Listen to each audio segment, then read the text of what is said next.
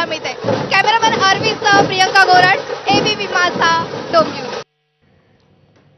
Star प्रवाह वाहिनीवरचे अनेक कलाकार आज गिरगावच्या शोभायात्रेत सहभागी झाले होते। त्यांच्याशी संवाद साधलेला आहे मयुरी ओंबासेनं, पाहूया।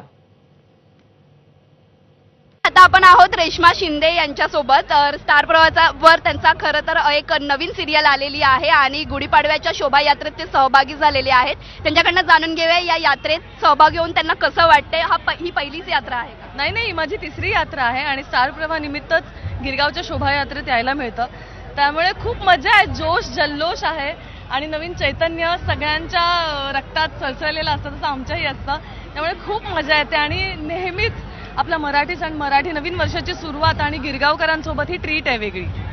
पुन्हा मालिका सुरू झालेली आहे। आधी तू दीपाची भूमिका केली होती आणि आता जानकीच्या भूमिकेत आहे, कसं वाटतंय एकूणच? आणि आता भरभरून प्रतिसाद देखील तुला पाहायला मिळतो। खूपच छान वाटतं, एखाद्या कलाकाराला जर दीपा नावाने मला रेकग्नायझेशन मिळालं होतं, आता जानकी म्हणून मिळतंय, लोकांनी एक्सेप्ट केलं, त्यामुळे खूपच छान वाटतंय। तुझी देखील भूमिका खूप सुंदर आहे, एकदम प्रतिष्ठित अशी आहे आणि आताही तसंच दिसतोय, एकदम रुबाबदार टाईप।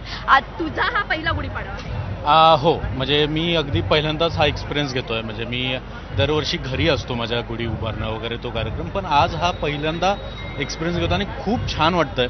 सगळ्यांची एनर्जी बघून आणि त्या सगळ्यांच्या पॉझिटिव्ह वाईब्स खरंच खूप कमाल वाटतंय। पुन्हा या शोभायात्रेत सहभागी व्हायला आवडेल का? नक्कीच आवडेल, नक्कीच। तर आपण पाहतोय की स्टार प्रवाहाचे कलाकार या शोभायात्रेत सहभागी झालेले आणि या शोभायात्रेचा आनंद द्विगुणित करताना आपल्याला पाहायला मिळतोय।